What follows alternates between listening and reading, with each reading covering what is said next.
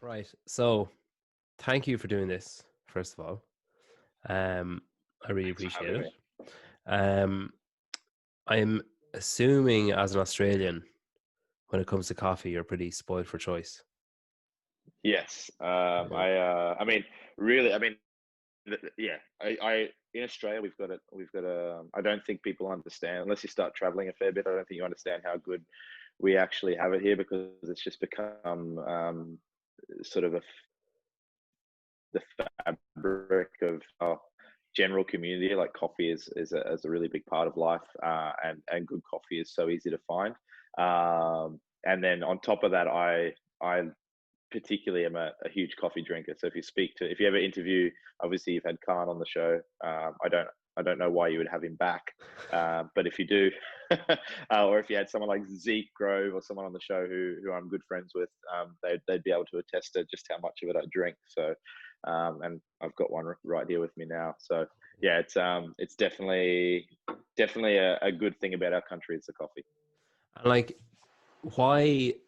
Like, I'm just curious because I've spoken to like Sonny Webster, Can, uh, like Phil Hesketh was in Australia for a while. It's good for people who've either been to Australia or like Australia and New Zealand basically tend to have the market kind of cornered. But I'm kind of curious, like, is there an underlying reason you think that it's so, I suppose, socially relevant, I suppose, or so like consistently good across the board and important to so many people? Is it like an Australian personality trait that lends itself to it, or is there something else like? Yeah, I'm not too sure. I think we're definitely. I mean, I like to think that Australians are definitely a friendly bunch, and when we travel, we seem to be pretty well received by other people, not pompous, arrogant pricks. But no, I think like we're a very social bunch, Yeah. and we're there's a so I don't know if that sort of lends itself to. I mean, obviously, the reason coffee is so good is because people go to coffee shops everywhere and they catch up and hang out. And basically, if you're going to meet somebody somewhere for something, whether it be a business meeting or a social meeting or catching up with family and friends, at least in my experience, it's always at a coffee shop or Yeah. somewhere that has coffee. So yeah, I'm not too sure why it is. I'm just very grateful for Yeah. what we have. I can imagine. Yeah. It's the opposite here. Like, so you have, you know, every town would have, well, most big towns or cities would have like, maybe two or three places. Obviously bigger cities have more, but like everywhere else, you're kind of like, do I want a coffee badly enough to have one there? Like, I find myself being like, I'll just wait till I go home and I'll just have one at home rather than going somewhere. So it's like, oh, even a couple of weeks ago, one of my friends was like, oh, do you want to meet for a coffee? And I was like, just come to the house, man, because it's not. Yeah. Yeah. Yeah, and I haven't Um, gotten out to Ireland yet. I'm meaning to, so hopefully I'll be able to scope it out and find some good coffee shops when I get there. Yeah, I'll give you a list of like places to go, um, because That would there be is a good. lot that kind of lure you in where you're like, oh, that looks kind of, and then you ask for a flat white and you see them reaching for the big cup, or like you ask for a flat white. My favorite is when you ask for a flat white and they go, what size? And it's like, forget Yeah, yeah. it. No, so yeah, it's like I said, we're very lucky here. Do you like rely on caffeine for training and stuff, or is it just purely enjoyment? Like, I think definitely. I mean, I definitely enjoy it, and I drink it out of enjoyment. I think my morning ritual is always to start with a cup of coffee. So waking up in the morning, it's literally the first thing I'll do is walk to the coffee machine and get it going. So and then I'm not a really huge supplement guy. I don't take pre-workout supplements or anything like that. Like if I'm going to train, it's always a coffee before I train. Usually like a strong, like a double shot coffee or something. So definitely, I don't know if I rely on it in the sense that I probably drink so much of it that it's probably lost its pop a little bit. yeah, But so I would say enjoyment over relying. but it's definitely part of my routine. So in the morning I get up and I have a coffee. If I'm going to do a training session, I always have a coffee beforehand, whether it's I'm traveling somewhere to train or I'm training in my garage. There's always going to be a coffee happening in there somewhere. So it's definitely part of what I do and who I am. Yeah, we ran out of beans like at the weekend, and I didn't have a coffee for like 2 days. And I remember being like, prior to this, being like, I wouldn't have any effect, like not having it. You always hear people saying like, oh, geez, I got like really bad headache when I didn't have one, and I felt like shit when I didn't have one. I couldn't do anything. Like I still went to work, and I still performed adequately at best at work, and I still like went to the gym and performed slightly below average at best at the gym as usual. Like, so it didn't really change anything that way. But fuck me, I had some headache at about 3 o'clock both days, a fucking thumping headache, and that like, it's the only thing that is different is the fact that I didn't have coffee, and then I had it today, no headache. So it's like I kind of maybe might need to reassess like how much I'm having, or else just stay Yeah. with it. Like either become a full blown addict, or change it. Yeah. I think, yeah, exactly. And I think it's amazing when I've had a couple of instances where I've either not had it for some reason, or I haven't had as much as usual. And it definitely, there is an effect, and it makes you think, oh, like maybe I'm having a little bit too much here, but I don't know if I'm willing to. I don't Yeah, have too many vices in my life. I don't drink alcohol. I rarely eat bad meals. Even, like, I'm very structured with my diet, and I enjoy that structure. But I do drink a lot of coffee, and I don't think I'm not willing to sacrifice that. It's if I died tomorrow and I had a couple of less cups of coffee, I wouldn't be as happy as I am with them. So I'd yeah. rather keep them in. Do you, like you say there, that you like the structure or whatever? Do you rely on that structure? Like if like, say, we'll look at Khan now at the minute. He's gone into off season, like finally, like, and then things, you kind of let loose a little bit. You might like not train, definitely not train at the same intensity as you would in the lead up to a competition or in the lead up to a peak or whatever. And then you might have like less structure to your day, where you're like, you can get up whenever you want, maybe eat whatever you want. You might take a little diet break or something. Like, did you struggle with that then, or do you struggle with that compared to the day to day, where you're like, exactly what you're doing at what time and what food and that kind of structure? Yeah, I mean, I've come to really like the structure, and rely on it. I think I'm okay with the slip ups, I guess, like eating bad food or less training or something like that, if it's intentional. Yeah. So, like, if I'm intentionally pulling the training back because I'm deloading or having a break after a competition, or I'm having a bad meal because I know, like, I'm going out with friends and I'm gonna enjoy myself. If it's kind of like, I'm booking it into my diary, and I didn't actually realize. I mean, now actually talking about it, I'm like, man, I sound like I've got OCD. But I think with now, especially having a baby, and being like, I'm a stay-at-home dad as well. I've got a programming business to operate, training to fit in, plus time with my wife and all that sort of stuff. The structure, I think, of having things set in place definitely helps me just feel like I'm coping with everything. So Was it's that was definitely that a something big that I've come to adjustment, rely. stopping coaching like in a bricks and mortar gym and moving, like, becoming a stay-at-home dad and coaching or programming online? Was that a big adjustment, or was it something you kind of settled into well? Yeah, I mean, it kind of happened gradually. So we knew we were having a baby or planning to have a baby, and a friend of mine who's really good with running the business side of things actually sort of said, why don't you look in going online? And we did. But I'm a very naturally social person, and probably an extrovert, and I love being around people, and I love interacting with people, and I really enjoy the emotional side of coaching. I really love building a relationship with a client and developing that client and seeing them progress. So moving away from that is definitely different. I do enjoy the fact that as an online coach, I get to affect many more people. Yeah. So I get to at least have a small touch on a lot more people than I would in one gym. But I definitely do. I do miss that social interaction. I do miss that emotional development that you get between the coach and client. So it's definitely been an adjustment. And in general, as a stay-at-home dad, I mean, like like people were, like obviously with the world's gone into quarantine recently, or not into a bit of shutdown recently, and people are staying at home more, and like that's been my life for the last 15 months. So it's I was ready for that when it happened, but it was definitely an adjustment being home and just basically being by yourself. I mean, your constant company is something that can't really move or talk for the first few months. So like it just makes noise every now and then. So that It's was kind of definitely like an adjustment. Yeah. it's kind of like hanging out with Can. Basically, yeah, it's like it's basically it's like going out with Khan, but it's the opposite. So like if you go out, he talks less and less as it goes further away. As the night grows further, he starts talking less and less, and then just makes random noises. No, but yeah, basically. So I mean, I've had good practice with my friends beforehand.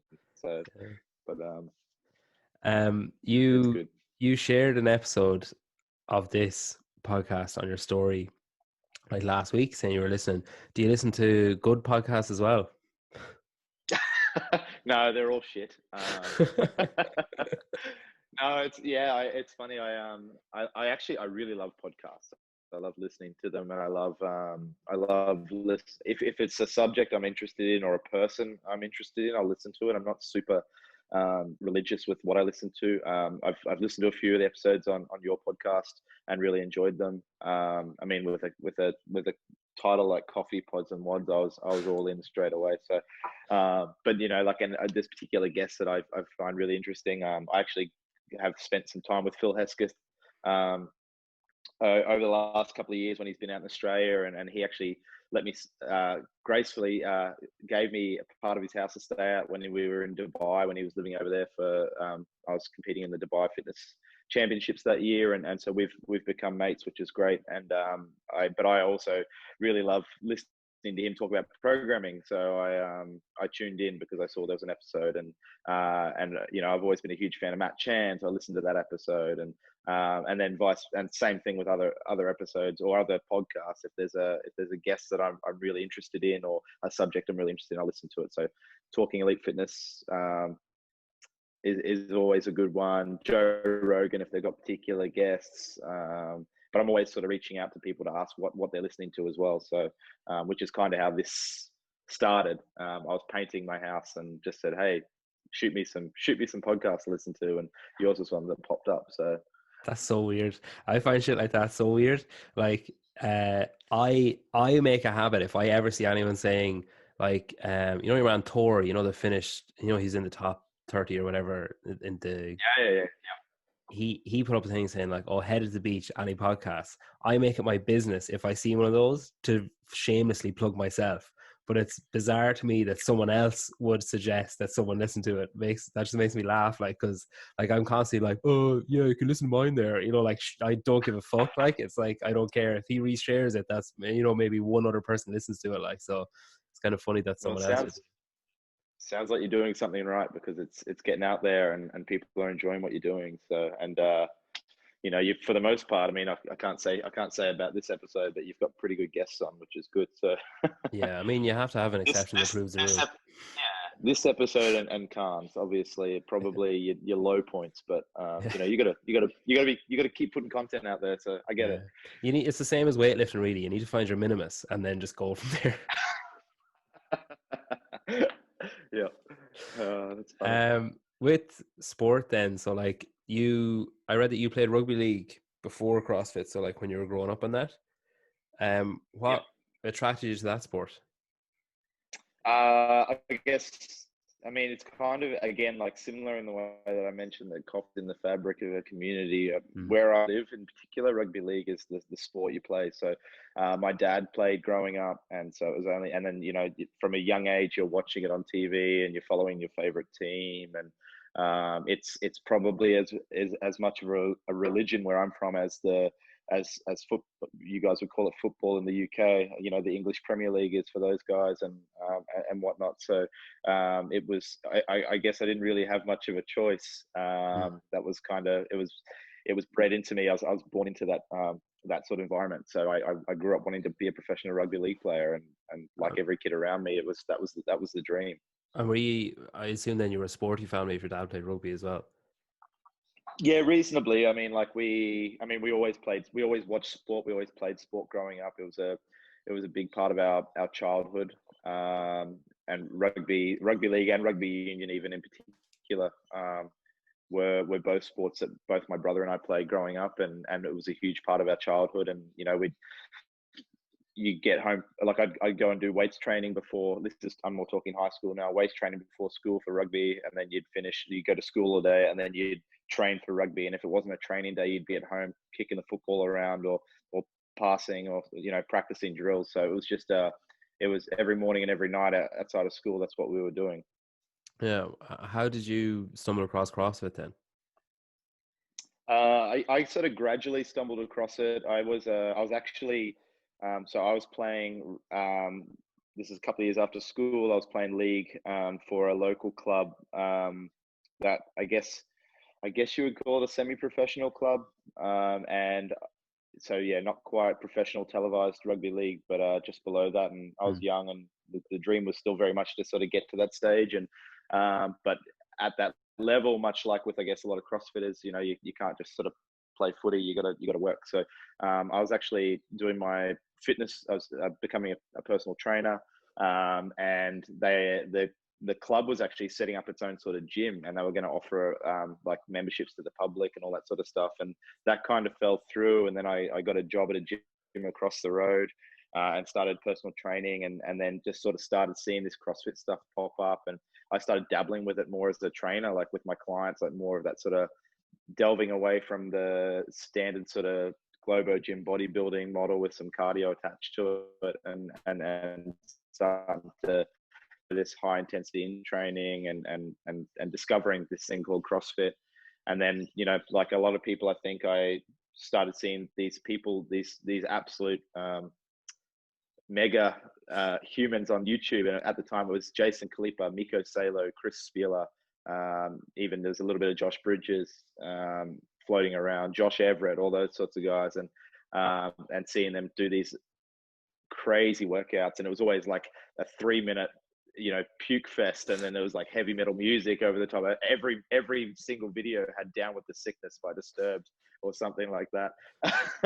And I just fell in love with it. I was like, oh man, I need to try this. And I did it. And then I sort of discovered the CrossFit Games and decided that's what I wanted to do. And pretty quickly it became what I was about. And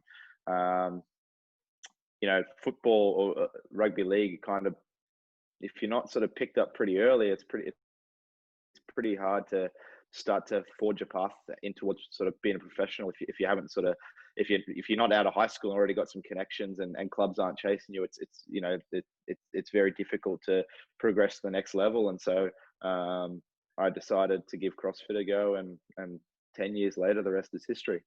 Yeah, like pretty good record competitively. So you got like 6 top 11 places in Australia. Like all bar one were top 10, but I just love how fucking ridiculous it sounds saying top 11.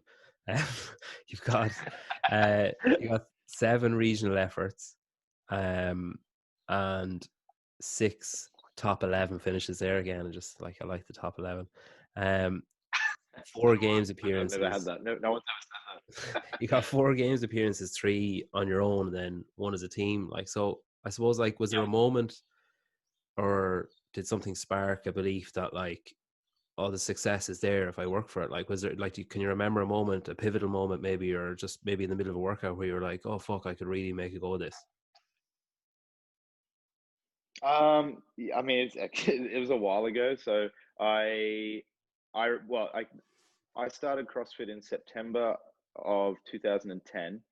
The very first open. So that was the last year that they had like the sectionals and all that sort of Mm. stuff at the time. For anyone that's been around this as long as I have, they'll know what I'm talking about. But once upon a time, they didn't even have the open. And so I sort of started just before the open came in. And in the 2011 open, I finished 10th in Australia, out of nowhere. And I didn't expect to finish that high. Now I went to regionals that year and got absolutely spanked. I came 31st. And I just went away and I kind of had sort of the thought that I wasn't strong enough. Like all the heavy workouts in particular were really sort of getting me, and just gymnastics and things like that were still challenging for me, and that's where I was really falling behind.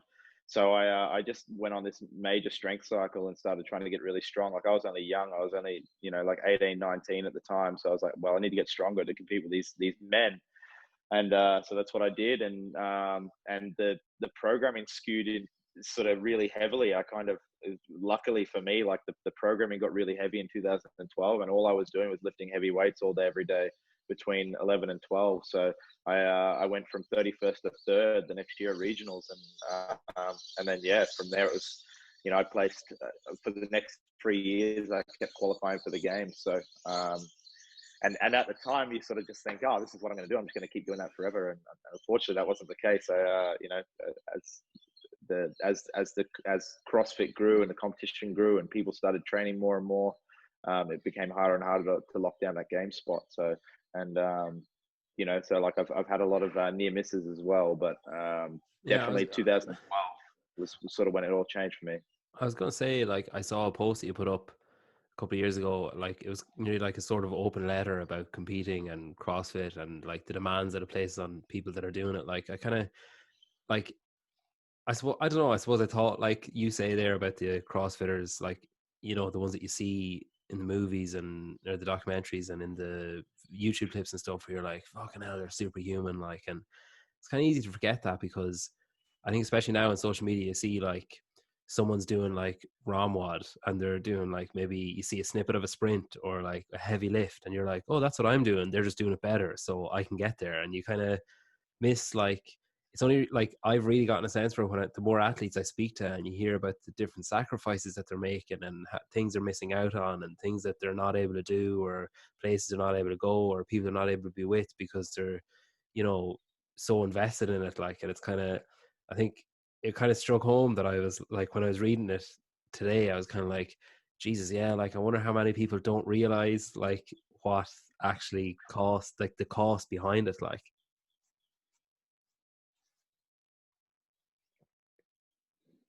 Yeah, absolutely. I wrote a letter. I was actually, it's funny. Every now and then I like to get a little bit reflective or philosophical on Instagram. I'll post something and talk about, things from my personal experience, and they're all luckily for the most part, they've all been received very well by the general public. But on that I think I was reflecting on, I just missed out on qualifying for the games. Again, but it was the year before. I had a really ordinary year at the regionals. Like it was sort of like it was probably the blemish on my record. I mean, to be honest, personally, I've considered every time I've missed the games a blemish on my record. So that's just the nature of being an athlete, when you chase something and miss out on it. But there was one year where I finished 21st, and then I had it hard to sort of get back to the old me and come out and perform the following year, and give a strong performance. And I did that, and I did miss out on qualifying, but there was 3 or 4 of us that year that it came down to the final workout, and I think I missed out by like 2 points, and 2 or 3 other guys did as well. Like it was such a tight race. And then, but I felt like I was back to the old me, and I felt like I'd given a really strong performance, and I was really proud of myself despite missing my goal. And for the first time, I was probably really happy with my effort rather than a result. And so what I wrote was sort of just reflective of the work that had to go in from my own experience to get there, and the sacrifices you make, and I can tell you, like I've missed a lot of things over the years. I've missed a lot of family things. I've lost friendships because I purely haven't been able to keep up with people because I've been so invested in training. I was saying to my wife the other day, like we were driving through, don't crucify us for this, but we were driving through a McDonald's drive-through, and she got a, like, we're just like a busy day, and she grabbed something to eat, and I was like, you know what, I haven't had a McDonald's burger in 10 years. Like I haven't touched one. Like I haven't had one. I wonder what it tastes like, and it just got me thinking, like, like about the things that you give up, and the sacrifices you make, because you feel like they're necessary to your success. So, and it is a lot. And I think as well, when you do qualify for the games, or when you meet other athletes that are as invested as you are, there is this like instant bond and relationship Yeah. there, because you understand the sacrifice and suffering that they've made to get to that point, and it's huge. Like, if you know, I don't think you realize it when you're in the cauldron or in the process of training, but I'm sure we'll all look back in 10, 20 years time from now and just think, what a crazy time, and how nuts we were for doing what we did to chase down something like the CrossFit Games. Do you think then, like, as an athlete and someone who's competed at it, do you think that the reward that you get from making it there is worth the sacrifices that you make? Like, obviously, if you seem like a really competitive person anyway, and I suppose you need to be like that, either intrinsic competitive side where you just want to beat your own best, or else extrinsic where you're like, I want to win. Like, but if you're missing all those things, and I suppose as a young sport and a smaller sport, the financial reward probably isn't there, say, compared to if you got a contract with some big team, or something like that. So I suppose, like, with all, like, is there a danger of, like, people become a disillusioned with it or getting left behind because it's the holy grail, and then you make it, and you come away with like athlete apparel and an experience for the most part? Yeah, yeah, I think yeah, it's interesting. I definitely think, I think, and I'm speaking from my own personal experience, I've definitely changed a lot from I think as a young male being in the sport, being qualifying for the CrossFit Games, your motivation is very extrinsic, and you're chasing CrossFit Games, you're chasing championships, you're chasing Instagram followers, you're chasing sponsors and all that sort of stuff, but what you do realize eventually is that it's very fleeting, and those moments come and go very quickly, and I'll be honest, like, I don't have a lot of memories about my CrossFit Games experiences as an individual. It happened quite a while ago, and I all I was ever thinking about was the next thing, and I need to get better, and I never really soaked in the moments. And as a result, I don't really have many good memories of, and not that I have bad memories, but I just don't have many memories of my competition experience, because I probably wasn't present enough, and I wasn't soaked into the experience. I was always worried about what was next, and so I made a real conscious effort, or I have made a real conscious effort in the last couple of years, to be really present when I'm on the competition floor, and I know it kind of sounds weird, but like, I remember at the get, so I went back to the games finally last year on a team with Project X, and I got to go out when I went to go on the floor, like I did like a Maximus, like from Gladiator sort of scenario, where I went down to touch the ground and rub my hands on the ground. It's like, I want to remember this moment, because I don't want to forget that I was here and the work that it took to get back here, and so I'm very much more driven by getting the very best out of myself now. And I think as a older competitor now, I'm 29, hopefully I've got a few more years left, but as an older competitor now, and someone who realizes that this isn't going to last forever, I'm very conscious of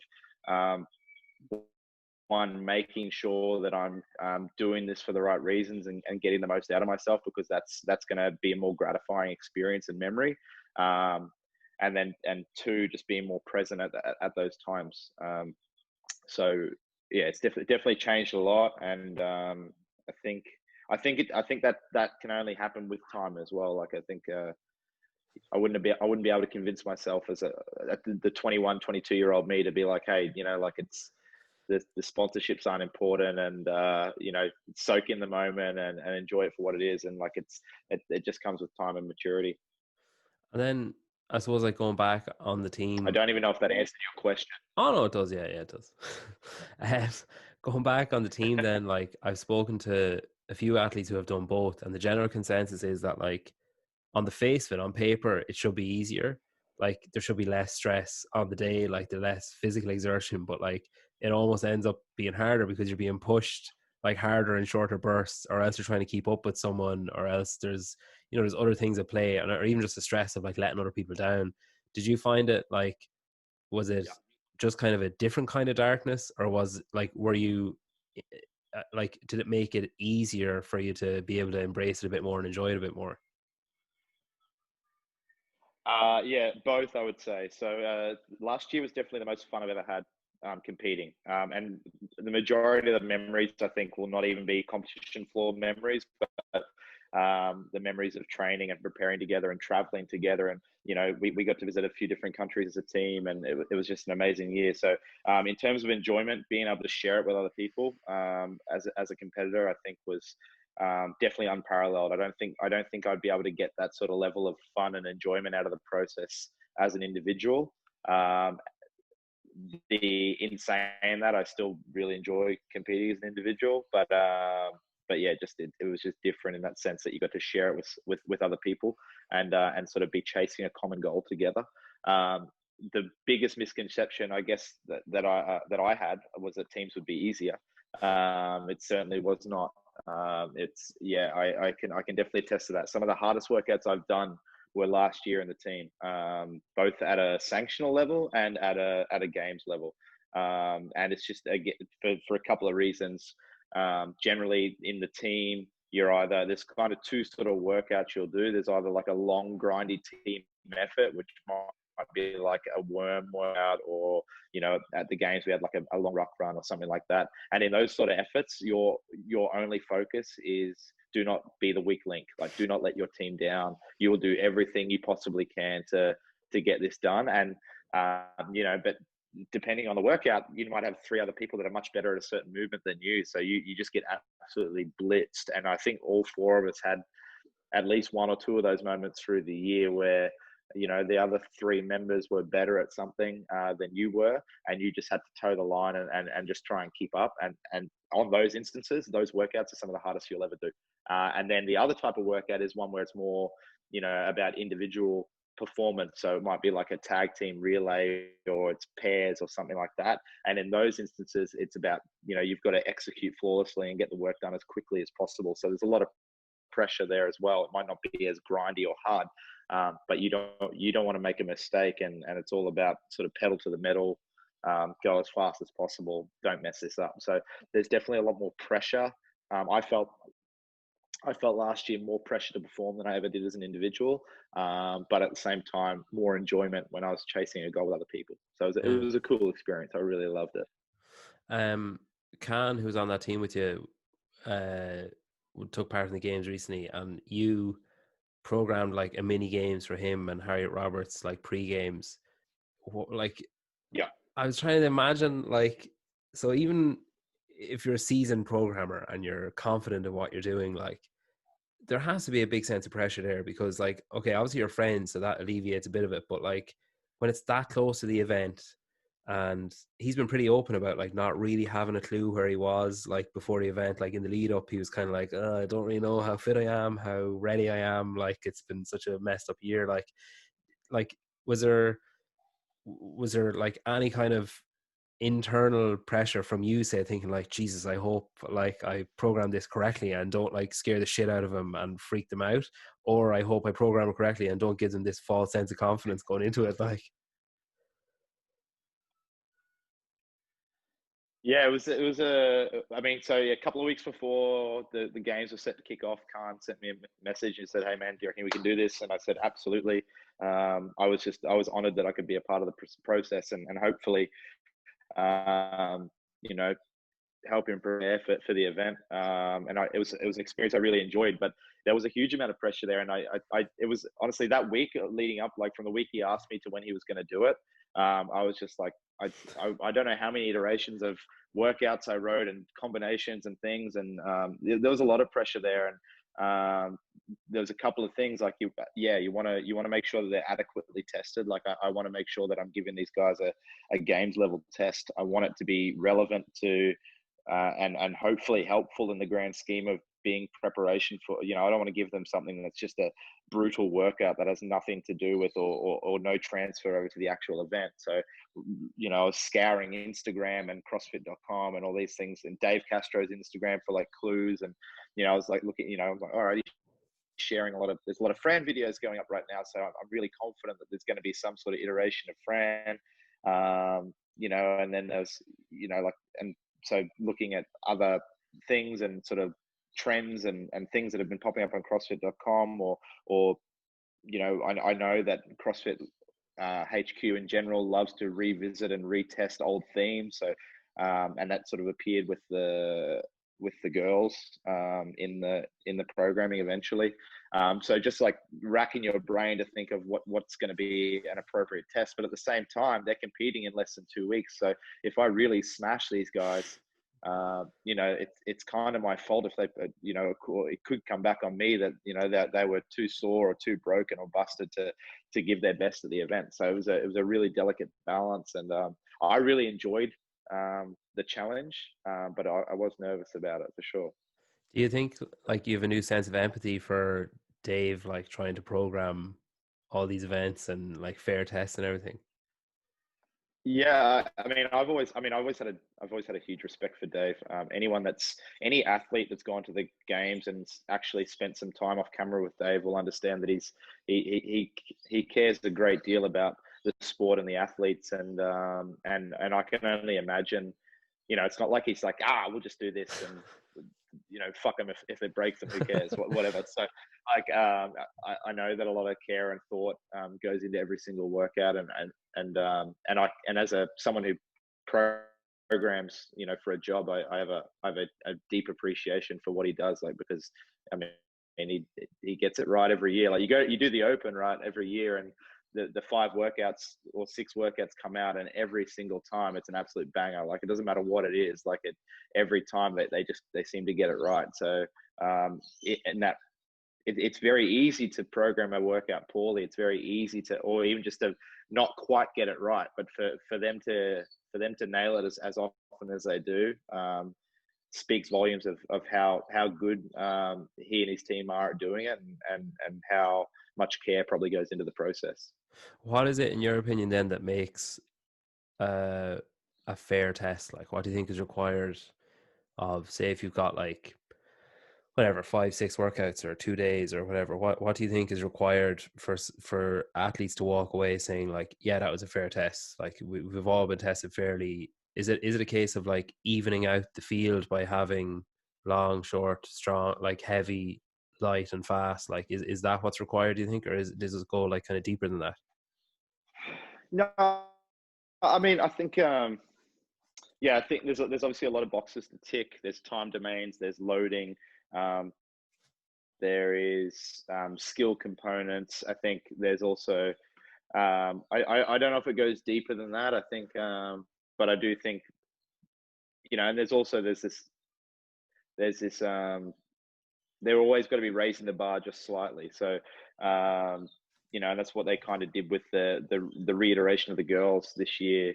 They the 4 new these are kind of like, if you go back to when, I'm at least speaking from an athlete's perspective, the first time you do Fran, or the first time you did Diane or Annie or anything, I'm talking, for the athletes that are performing professionally now, when we go back sort of 5 to 10 years, when you did these workouts for the first time, and these workouts were absolutely brutal, but now doing them, they're just it's a pretty easy test. So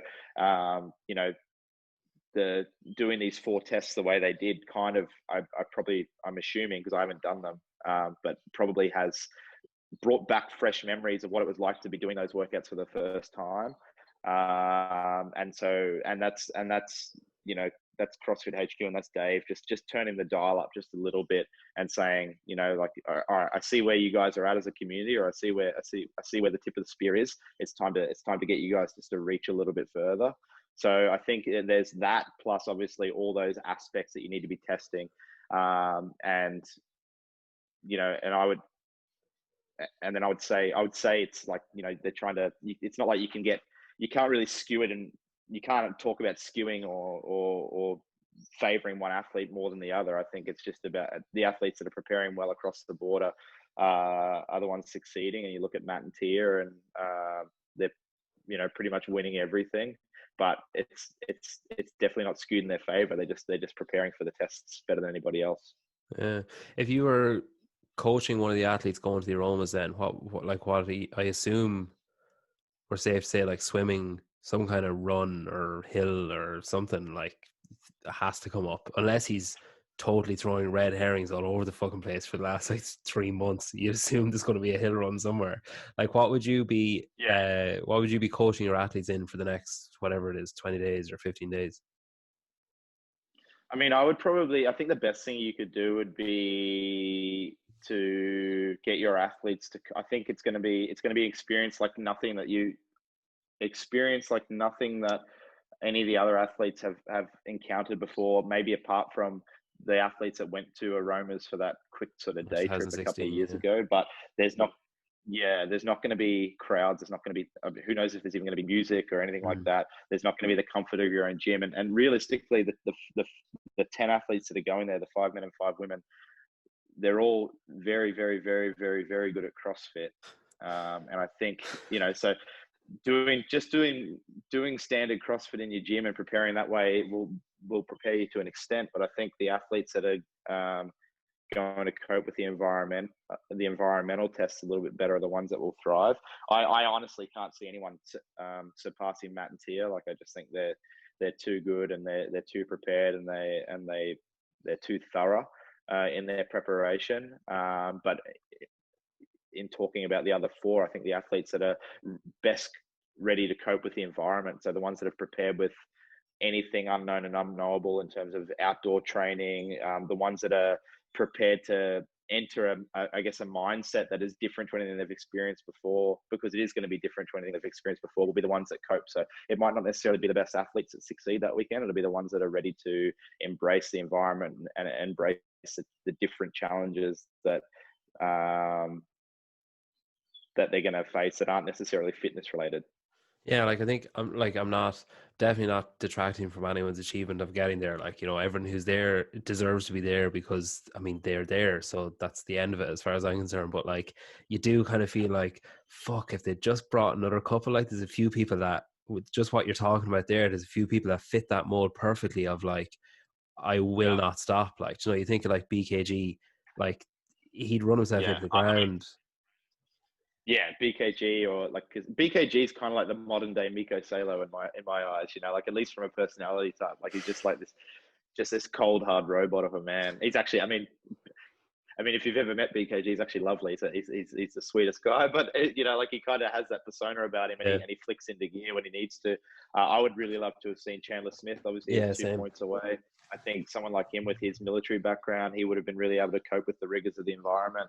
And in general, it would have been, I think it would have been a much more interesting test and more entertaining to watch if there were maybe like 10 males, 10 females. But I guess they're doing the best with what they can, given the limitations of the world right now. So, but definitely there's some people that probably just missed out that I think would have really given it a good shake at Aromas.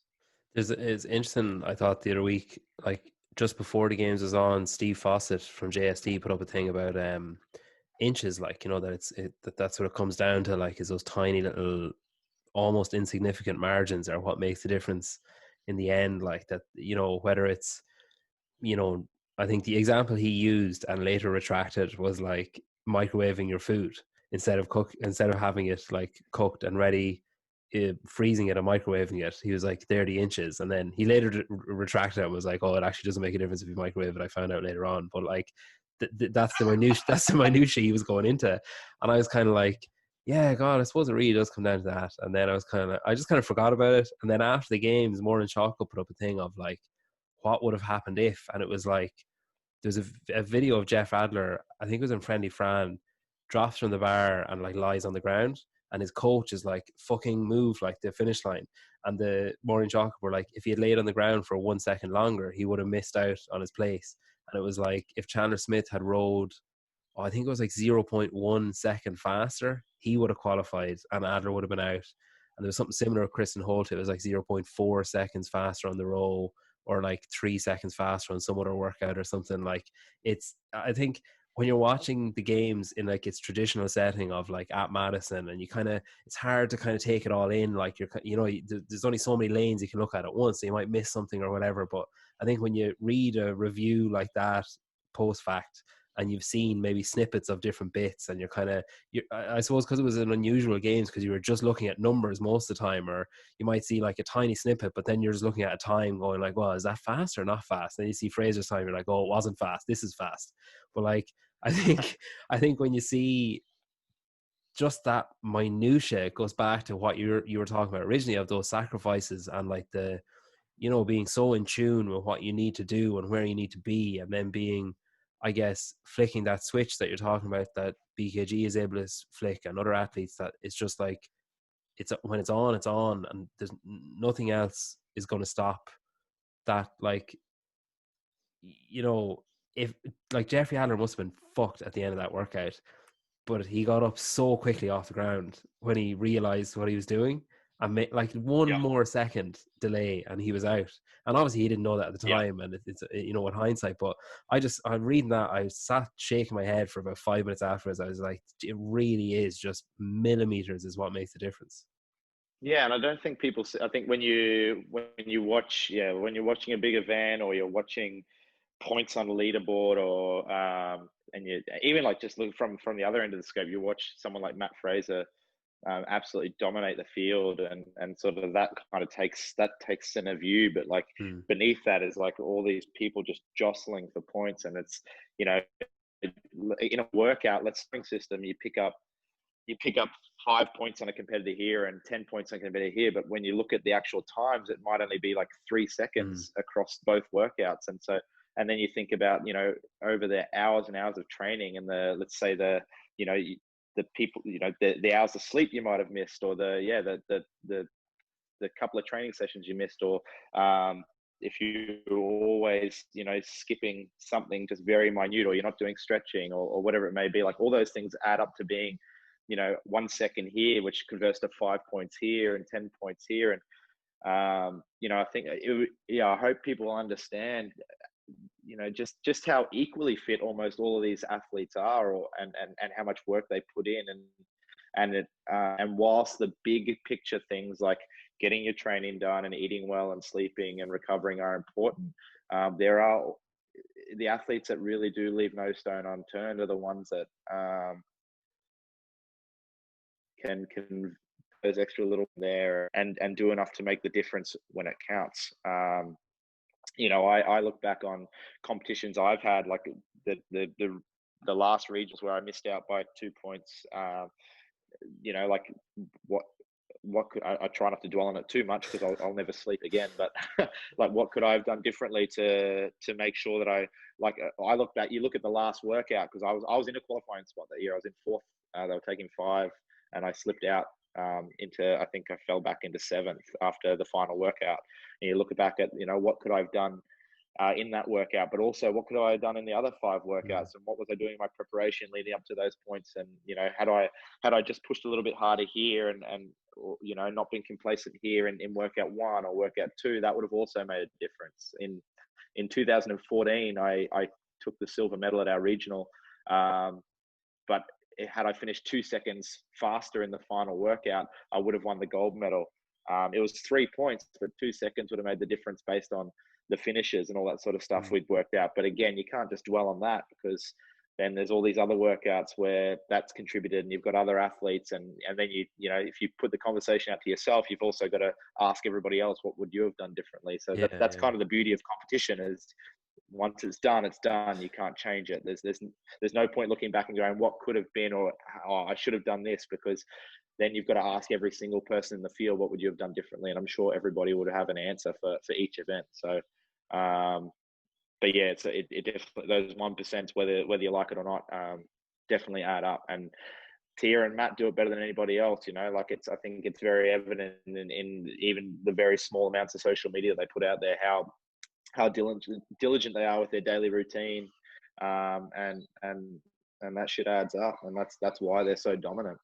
I think even though the type of social media that they put out, well, T is a lot more like kind of open or whatever. Like, she obviously has that Australian friendliness thing about her, but like, basically the only thing Matt puts out is adverts for something, or he might put out like one training snippet or video or post or something a week.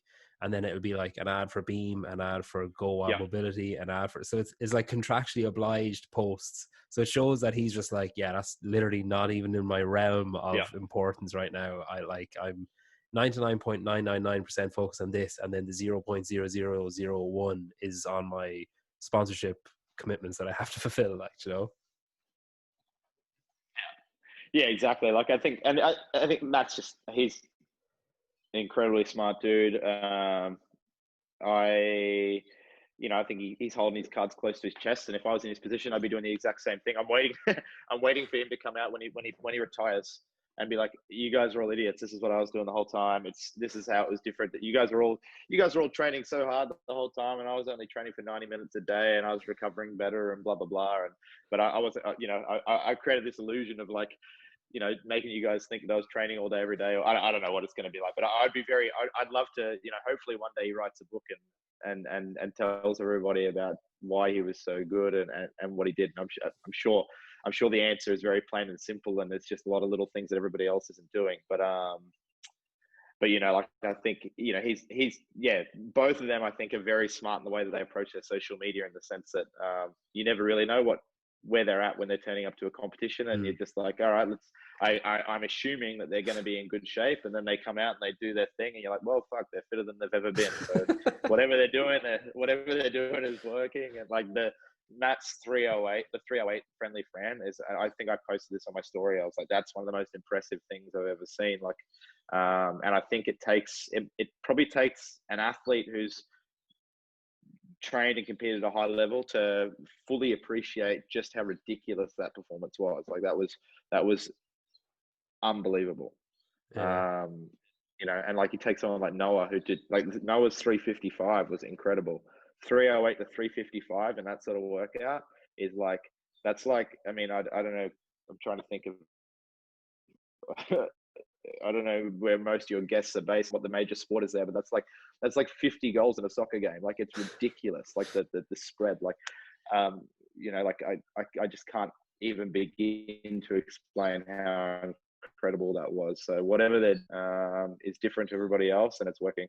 Yeah. Your own plans then, like, are you gonna, by the sounds of it, you're gonna continue to compete? Are you thinking individual? Are you thinking team? Are you thinking a mixture? And then I was curious as well, after doing your little mini games for Cannes, would like programming events, would that be something that you have your eye on as well?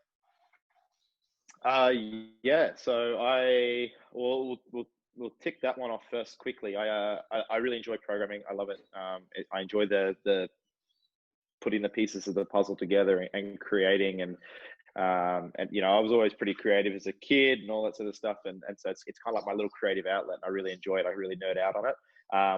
We've got a big competition out here in Australia called All Stars, which previously was more of like a grassroots affiliate competition, but they're actually going to be running an online comp for Australia and New Zealand's elite athletes and putting some prize money up at the end of this year. It's going to be an online format as well, and I've actually been programming that event. That's So cool. I have started at least delving into that side of things, and I'm really enjoying it. In terms of competition, at the start of this year, when the whole COVID thing happened, I actually switched to weightlifting for this year. Nothing was happening in the CrossFit space, and I was kind of ready just to try something different. As far as the different modalities or focuses of CrossFit go, weightlifting's always been, and I'm talking Olympic weightlifting, has always been probably the facet of the sport I've most naturally gravitated towards. So I've been training in that. And I thought 2020 was a great year just to explore and experiment that a little bit. If I wanted to go back to CrossFit later in the year, I could. But I sort of had, so I've kind of got, you've caught me at a very weird time where I was doing really well with my weightlifting, and was looking at, I was actually looking at hopefully going for a Commonwealth Games spot, which is in a couple of years from now. It's going to be in Birmingham, so I won't be too far from you. Yeah. But to be able to pursue that endeavor would mean I'd probably have to give competing in CrossFit a break for a couple of years. I'm not quite at the talents of Tia Claire Toomey where I can go and win a Commonwealth Games gold medal and the CrossFit Games in the same calendar year, and within a couple of months of each other, much less this calendar year. So for me, it's more about, it's one or the other. I was making really good progress with my weightlifting. Unfortunately, I actually had an injury. I dislocated my elbow. 11 weeks ago now. I had surgery 7 weeks ago on my elbow, and I'm on the other side and repairing and healing now. And in that time, I was really sort of like, all right, this weightlifting thing's going really well. It would be awesome to represent my country and just do something very competitive and very high level, but in a different space. But then I programmed this thing for Khan, and like it sucked me right back in. And so mentally, I'm really on the fence now of like, I don't know if I want to, go back to CrossFit next year or keep pushing on with this weightlifting thing. So this week or the last couple of weeks in particular, I'm so on the fence. It's not funny. It's like my shirt is caught on the fence paling. I can't get off.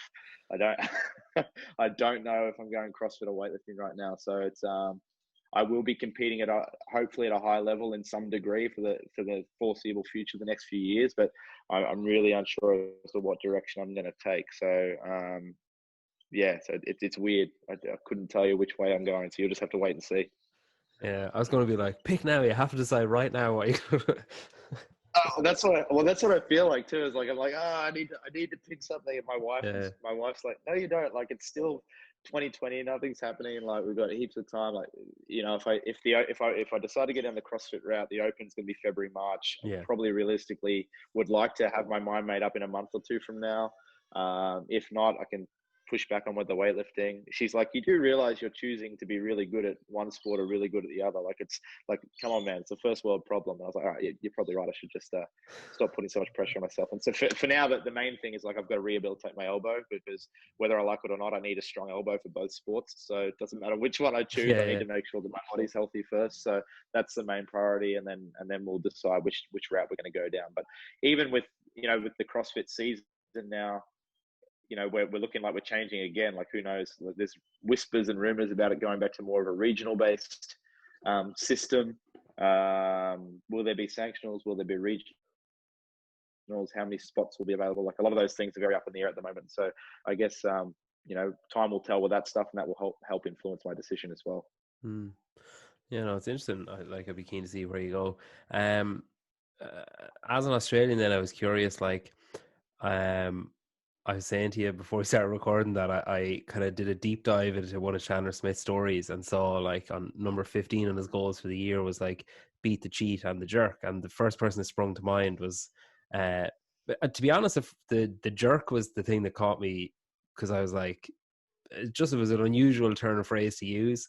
And I immediately went to Ricky Gerard after his like outburst post his own little games that he did.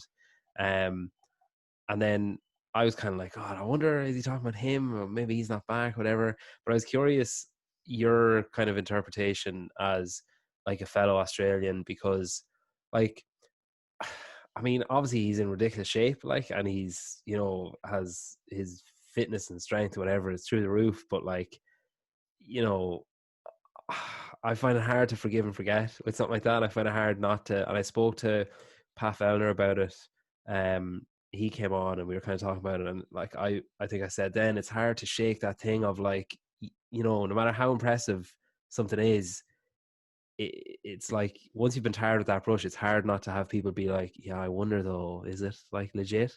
I was kind of curious as like your reaction to, I suppose, mainly his outburst really, or his celebration after he finished the last workout. And I suppose like where like, I suppose I don't want to put you on the spot by saying like, do you see a future in the sport for him? Because like it's a bit unfair, but like I suppose like, can you see a way where CrossFit or spectators like kind of welcome him back?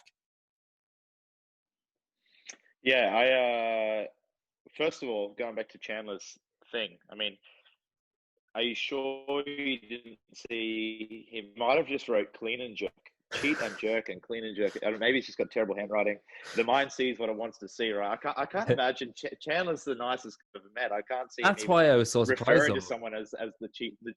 That's why I was so surprised. And I went back. Back and I was like, okay, go back to that year in the games and see, did Ricky's performance have an effect on Noah? Because I know like Noah and Chan are really good friends, so I was like, maybe it had an effect on him, and that's why it's like stuck in his throat a bit. Like, because I know Chandler's kind of like, he's a religious guy, and he's no, it's definitely, he says it's actually more implicit than that. It's like he goes, a chance to beat the cheater and the jerk, and it's like clear as day. Like there's no mistaking. I don't know if you see that.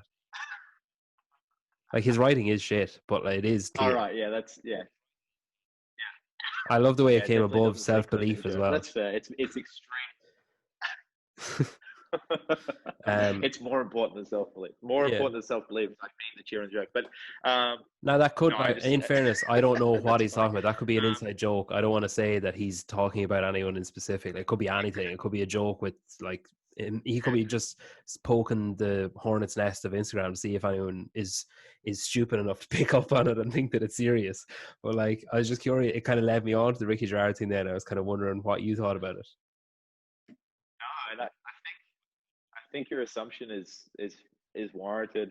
I would be interested to actually, hopefully one day Chandler actually explains what that means. But talking about Ricky Garrard specifically, like I this is me. This is actually not. I'm not going to talk. This isn't about Ricky. This is about sort of like drugs in sport in general. It's like for me personally, I'm of the belief that I find it extremely hard to believe that anybody who tests positive for drugs has done it unwittingly. Like I just find it really hard for someone to be like to believe anyone that's like, oh, I didn't know, or it was a mistake or whatever. So for one, if you just own up to it and say that yep, I did it. I wanted to win and I did it. Like for me personally, I'm going to have more respect for you in my book if you just own up to it and just say, you know what, I fucked up, guys. I'm sorry. So that's one thing. That's drug cheats in general. With the Ricky Garrard thing, I think there is no doubt he is an incredible talent. He's probably one of the best talents to ever come out of Australia and will ever come out of Australia. His fitness and strength and skill set is unbelievable. I think in general, the sad thing about the whole thing so far is that he's probably got the natural talent to have podiumed at the games anyway. It probably just would have taken a little bit longer. So who knows what the last 3 or 4 years would have looked like had that not occurred. So that for me is like, oh, that that's almost like what would have been, what could have been, if that didn't happen. In regards to what's happened recently, yeah, he's, like I said, super fit, and I can only imagine the personal journey he's probably gone on and the grit and determination it's taken to just stay in the game. Like, I'm sure if it was me in his shoes, I probably would have packed up and moved on and decided, realistically, 4 years is like a life. That's as good as a lifetime ban in CrossFit. So to come back from that is incredible. I would personally have liked to have seen him be a little bit more humble about the whole thing. I think he still does have an opportunity to rewrite his book and rewrite and sort of come out and show his character and be humble about the situation and sorry about what he'd done and just be like saying, like, you know what, I am a good athlete. I am willing to put in the work. I deserve to be here. Let me show you why. Unfortunately, I think the recent outburst probably didn't do him any favors. I mean, this is nothing against Ricky. Like, I would like to, publicly say that, I'd be happy to see him come back and do his thing as long as it was done in the right way. I probably don't agree with the whole screaming and shouting thing after the event, after the win on I think Fraser. the thing that annoyed me about that, I think, was like, okay, definite outpouring of emotion, and like, like you say, huge personal journey, like, pulling yourself out of the fire and making a comeback, and all this pent up energy released, and it's like, it's out there and I've done it and whatever. But then, grand, just don't post the video. Like, don't post you have the opportunity to edit the video. Like, you can change it, you can stop it from going out, but then to to post facto be like, no, I'm happy with this. I'm gonna put this out. I think that's why I got so disgusted with it. Like, Yeah, and that's the thing. I think, and I can assume that I can only assume that, like it's like we've just said, there's so much emotion and stuff pouring out, and there's probably a lot of pride of like, like I'm still here, and I'm ready to take on the world and whatnot, and yeah, I think, but from the outside looking in, as a as a fan of the sport, as another competitor, it definitely probably wasn't. I don't think it's doing him any favors. I would think that it was probably. I think the best thing he can probably do is just put his head down and keep working, and maybe just pop up every now and then with the work he's doing, but not necessarily with the intention to be like, I'm gonna tear this competition a new asshole. And I think personally, what he should do is maybe look at getting someone to manage his social media. I think he needs to. I think he needs someone, a third party who's not as closely invested in him, to maybe look at, having a say into what sort of content he puts out. Because again, I think he has an opportunity still to write chapters in his own book, and decide on what sort of legacy he's going to leave. And there's a lot of room for growth and development in the area of like, hey, I made a mistake. This is what I did to rectify that. Sure, I can't change the past, but I've changed. This is what I'm doing differently. I've earned this honestly, and everything I do from here on out, I deserve.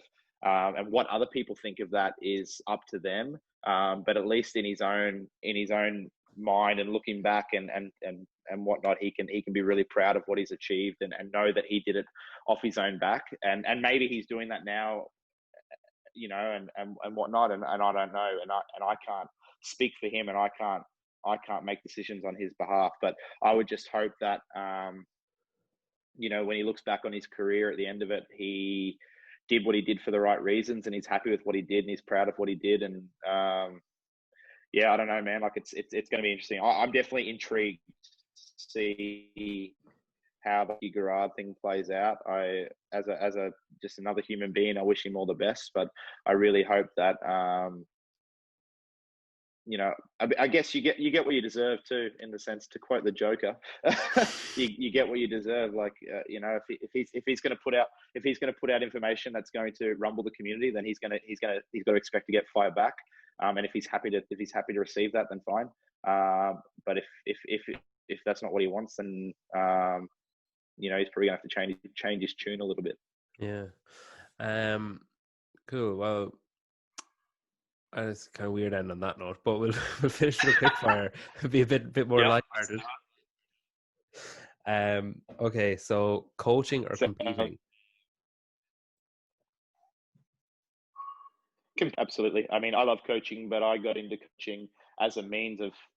I got into this sport to compete first and foremost. I will coach beyond my competing years, but if I had a choice between the two, it's always going to be competing. Flat white or a long black? Flat white, double shot.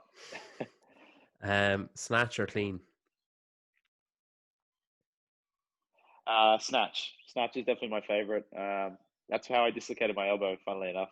But I'm yearning to get back to it. I was actually genuinely was like, don't ask, because you don't want to know what happened there. So I was like, just pretend, react to the news and move on, because you don't want to picture anything. Because I was like, it was definitely something overhead, and that's not what you like want thinking of the next time you go to a bar.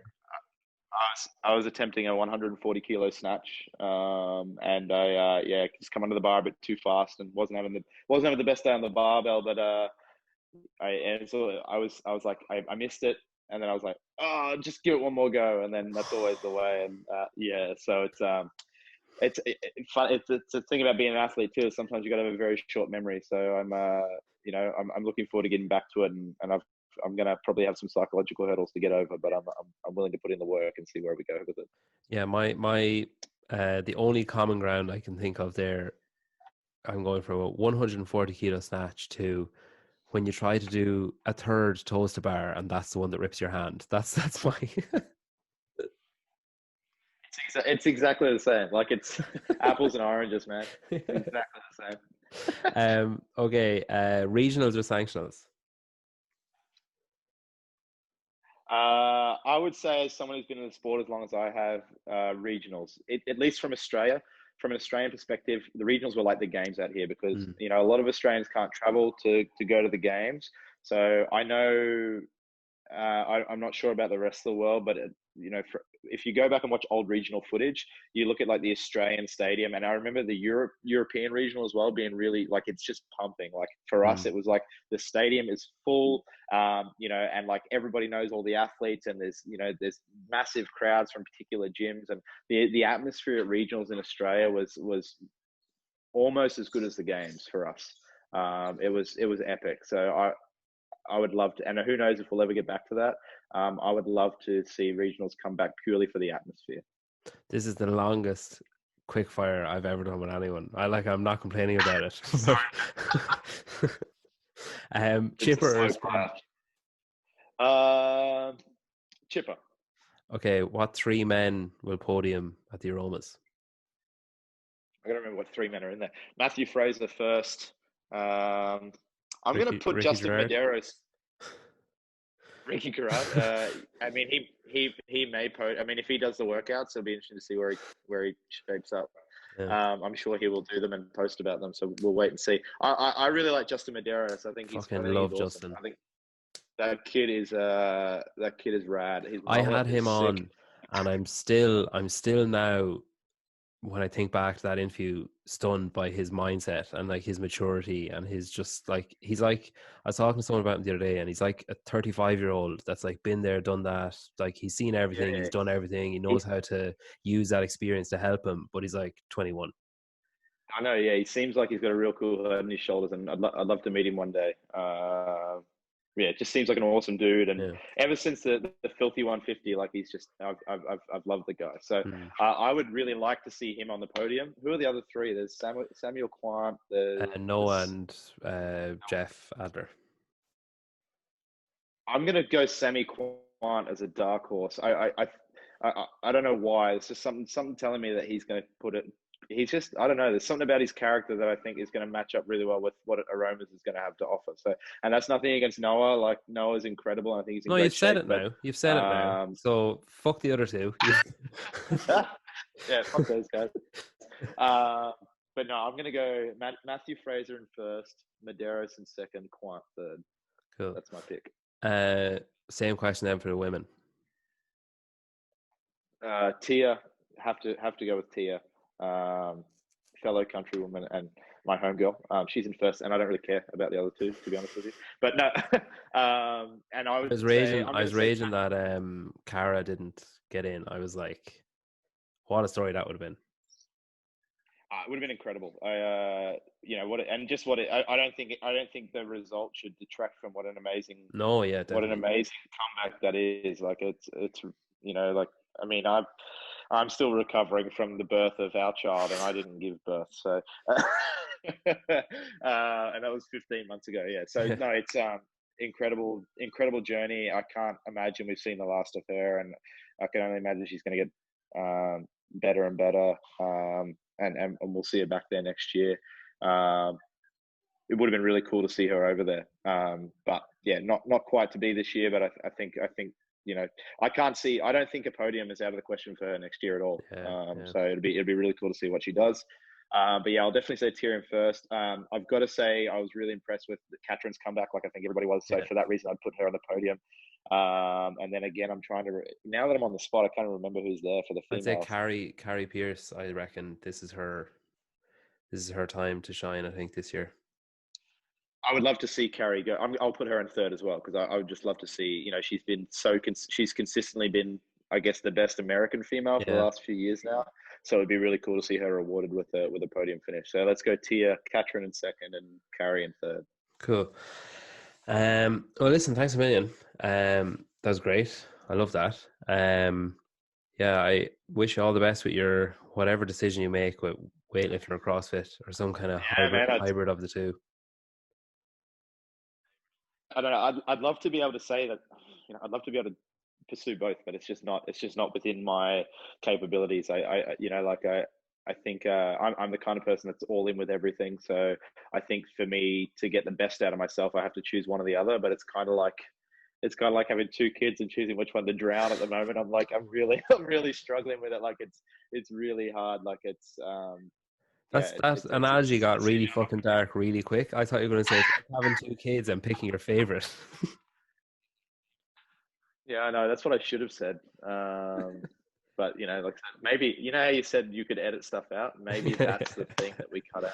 No, I don't I care. was Keep it in picturing there. like Um, your wife off screen being like, "Well, we're not having a second kid anyway." yeah, no, it's definitely yeah.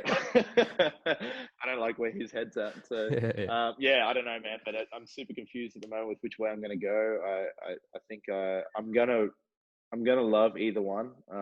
Weightlifting's always been my favorite part of CrossFit. I think it would be amazing to represent your country on a world stage. Like, and you Mm, do in CrossFit, but it's a little different. Like you don't get to put on your country's yeah. colors, and so having the opportunity to maybe pursue that is definitely something I'm not taking lightly. And to be one of the few people that at least is in a position where they can consider that a reality is something I'm not taking lightly. So I'm not too sure. By the end of the Com Games, I'll be 31. Is that too old to make a comeback? I'm not too sure. We'll see. So again, we'll have to. I'll definitely have my Maybe right. finger on the pulse, at least in a coaching perspective. So I'll be Yeah. around. Cool. Well, listen, thanks a million and enjoy the rest of your day. Thanks very much. Thanks, man, and go and get some sleep. Yeah, please. Thanks.